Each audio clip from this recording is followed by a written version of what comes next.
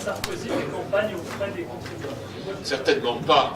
Je regrette d'ailleurs que les socialistes, en cours d'argument, n'aient plus trouvé que celui-là. La vérité, c'est que le président de la République, il est président de la République. Et que les Français ne comprendraient pas que dans cette période de crise, il n'est pas à la tête de l'État celui qu'ils ont élu pour présider aux destinées de notre pays.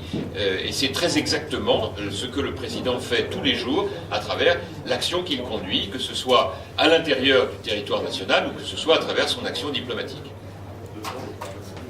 C'est pas des déplacements de campagne? Bien sûr que non. Est-ce que les Français sont prêts à abandonner leur souveraineté budgétaire selon vous? Je pense surtout que l'abandon de la souveraineté budgétaire vient du fait que lorsqu'on a trop de déficit et trop de dettes, on est obligé de dépendre des marchés financiers extérieurs pour aller chercher l'argent qui financera nos dettes. Donc plus on est rigoureux dans la gestion des finances publiques, moins on dépendra des marchés extérieurs. Et c'est pour ça que je note une grande contradiction dans le projet socialiste qui consiste à programmer 255 milliards d'euros de dépenses publiques supplémentaires sur 5 ans, c'est-à-dire une dépendance accrue sur les marchés. Et donc c'est cela qu'il faut à tout prix éviter.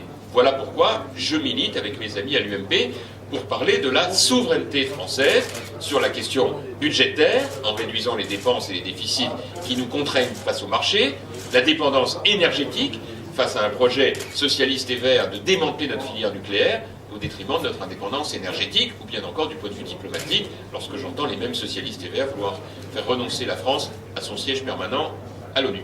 Est-ce que vous ne craignez pas que la fracture entre pro et anti-Maastricht se réveille au sein de l'UMP à quelques mois de la présidentielle? Au sein de l'UMP, je ne le crois pas. Il y a au contraire un très grand consensus, même si certaines voix discordantes sont tout à fait respectables, mais il n'en reste pas moins qu'il y a plutôt une grande unité dans l'idée que seul, par la voie européenne, nous pouvons nous sortir de la crise qui n'est pas une crise de l'euro, mais une crise des dettes des États. Bon.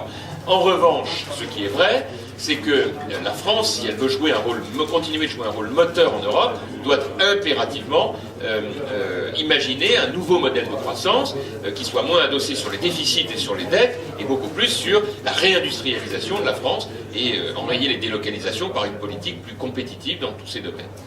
Est-ce que la discipline budgétaire et sans doute la résilience, c'est la condition nécessaire préalable avant pour nous autres Français une intervention de la BCE? Enfin, préalable, non, c'est deux choses différentes. Il y a de toute façon une réflexion en ce qui concerne l'action que doit conduire la BCE, mais la Banque Centrale Européenne, mais de toute façon, nous ne pourrons pas faire l'économie, c'est le cas de le dire, d'être très rigoureux dans la gestion des dépenses publiques. C'est la première étape, mais pour nous, la seconde étape, c'est quand même l'intervention de la BCE sur l'euro, non? Mais l'intervention de la BCE, c'est pour sécuriser les dettes souveraines de l'ensemble des États européens, et c'est un élément qui fait l'objet de discussions entre les États européens en ce moment même. Donc laissons-les continuer d'avancer là-dessus. Vous connaissez les positions françaises, et le président de la République aura certainement l'occasion d'évoquer tout cela demain à Toulon. Est-ce que vous vous opposez à un contrôle de la Commission sur les budgets nationaux? Je pense que la Commission européenne peut être effectivement une institution qui, d'une manière ou d'une autre, supervise la politique budgétaire des différents pays.